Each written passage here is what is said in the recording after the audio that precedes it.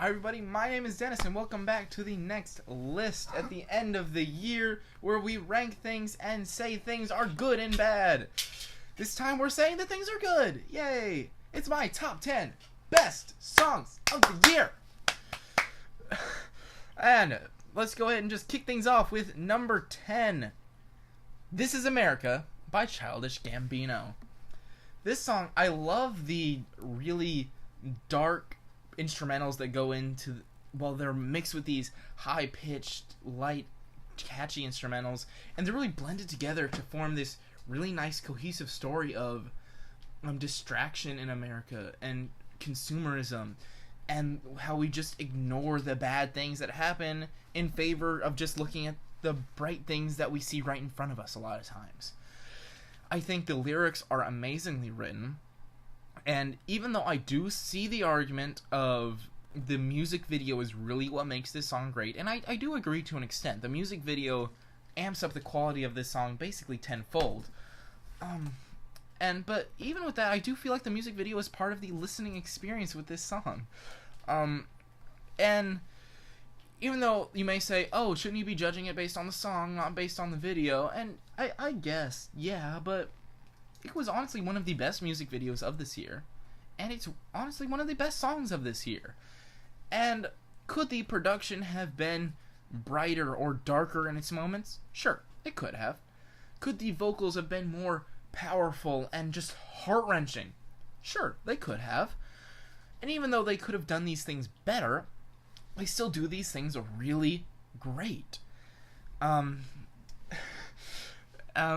with that being said, yeah, I think that's a good spot for my number 10. So number 9, dramatic effect, please. Number 9, we have Stay by Post Malone. This song, I honestly just really vibe with it the whole way through. I love the soft guitars. I love the chord progression. The chords on this are so well done. Even if it may be a simple strumming pattern, the chord progression is so amazingly done. I love every single note that goes into this thing, and Post Malone gives one of, if not the best vocal performance he has ever given.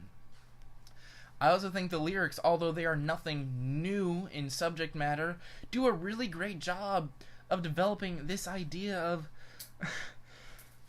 excuse me. They do a really great job of developing this idea of wanting someone who you know you don't have a chance with to just stay with you. It's really sweet, it's really beautiful, and it's really well written, and it's emotional at the same time. Ow, that hurt. And like I said, this is probably one of the best vocal performances Post Malone has ever given. He has a lot of emotion and power coming through his voice in every moment of this song. This is probably my favorite Post Malone song to date, and I think that if he makes more stuff like this, even though I'm glad he didn't overuse this type of trope on the album, I think he would do great with this style, because he did a phenomenal job with it here. Absolutely incredible. Dramatic effect, please. For number 8 on my best songs of the year, we have none other than Yeezus himself with the song Ghost Town. This song had a lot in it. There was a lot of dense production, a lot of strong vocal performances, and a lot of features on it. And every feature did a great job on it. I love the different instrumentals that go into it, whether they be kind of jazzy, or they be synth heavy, or they be very electronic. Every single switch up, every single sound that goes into this song is so amazingly done.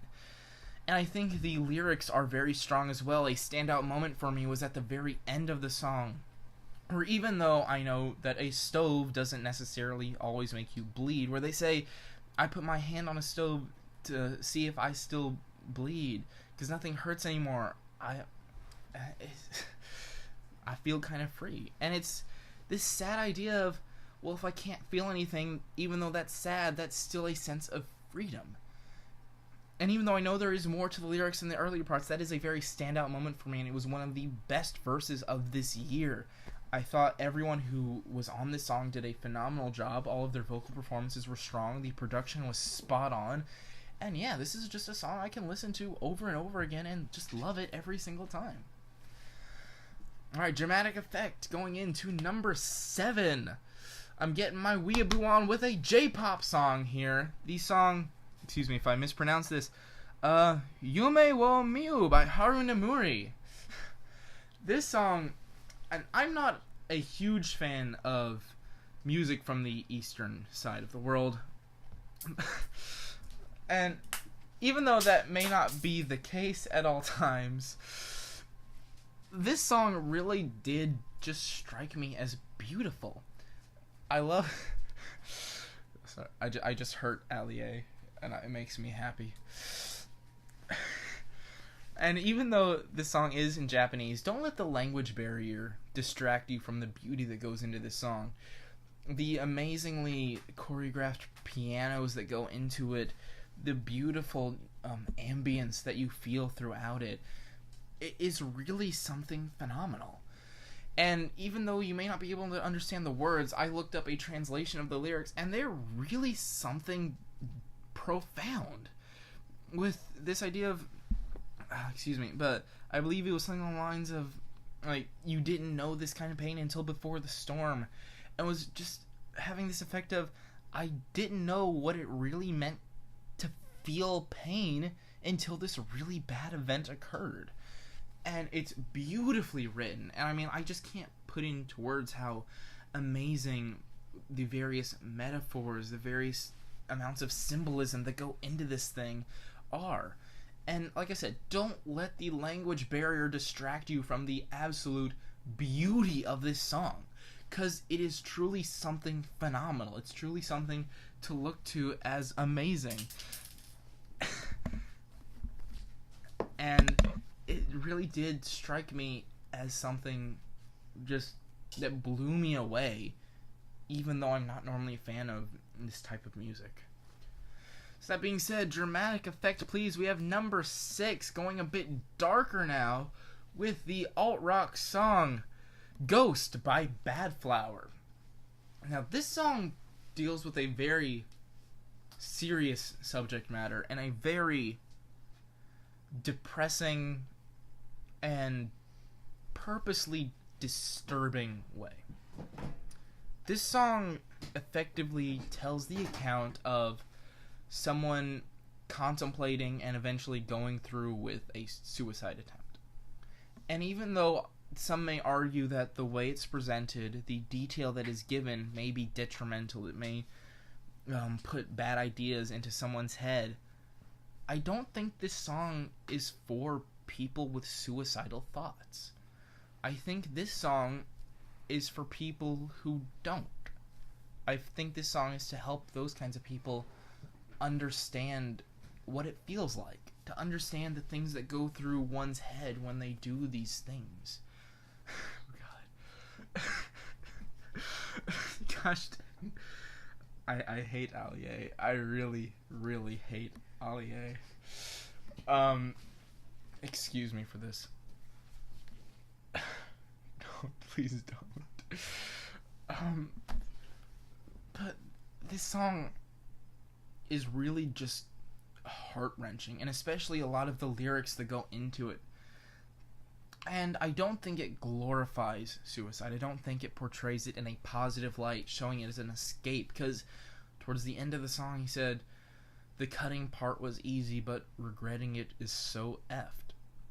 And this is a very powerful line, one of the best lyrics of the year in my opinion on its own, because just the use of the profanity in it really shows how much he feels. It shows the strong emotion that goes into what he's saying, and he gives a phenomenal vocal performance on this as well, along with some amazing guitars, some absolutely incredible moments on this, both sonically and emotionally. But like I said, the part that really makes this song stand out among the crowd is the really powerful vocal performances. The amazing lyrics And it is a great song to listen to as well. It has a really great instrumental, like I said, some really great guitars on it. And it's just a great song in general. I mean, it's one that definitely hits you in the feels, probably as hard, if not harder, than any other song I put on this list, but that's what makes it so great.